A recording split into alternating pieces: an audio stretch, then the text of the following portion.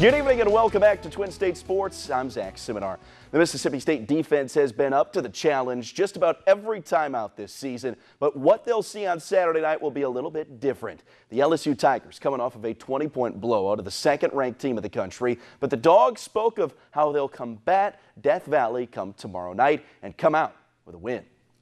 Good ball club, they're very physical up front and good backs and a nice quarterback who looks like he's on the road. You got to stop the run and eliminate explosive plays. All defensive linemen should love that because, if a team can't beat you passing the ball, they're going to try to run the ball on you, and that's something we take pride in. Like I said, we take pride in stopping the run, and it's just more tackle loss for us. But we know going down there is going to be a hostile environment, and, especially me, I'm ready for it. I like playing in an environment like that. They kind of get the game going. So, I hope the guys feed off that, but not let it get to them. So, kickoff time tomorrow, 6 p.m. on ESPN.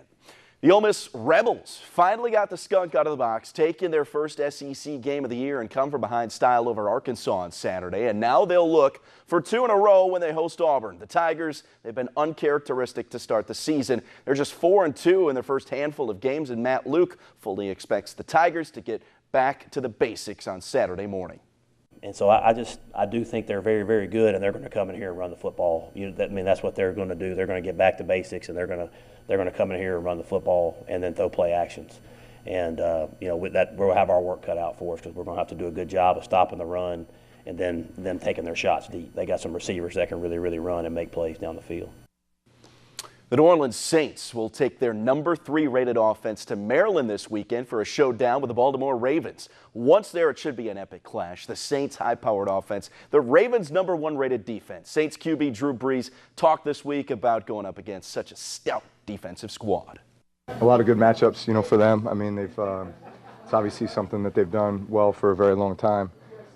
They do it well with their D-line, their front four, so to speak, and then obviously from the linebacker position as well. It's a 3-4 defensive structure, so bigger bodied guys, strong, powerful. You feel like that's been their scheme for a very long time, and they've always been really good at it. The New Orleans Saints have also went ahead and placed wide receiver Ted Ginn Jr.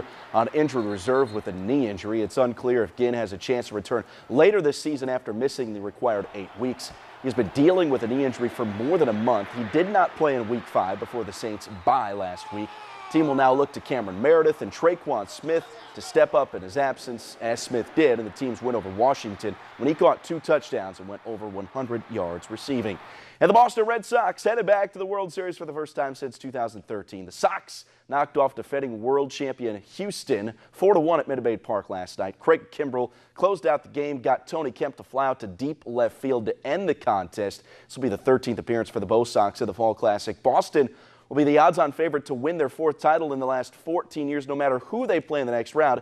Dodgers, they can join them if they're able to overcome a deficit against Milwaukee tonight in Game 6 of the NLCS. But I've got to let everybody know, me and you going up against each other in fantasy football this week. Oh, gosh, it looks bad for me. I've got the Denver Broncos D scored 33 last night. Oh, you're in a 33-point hole to my defense. And you wouldn't trade with me earlier in the week. Well, maybe next week. Oh, my gosh. I'm not going to give you somebody and then you destroy me.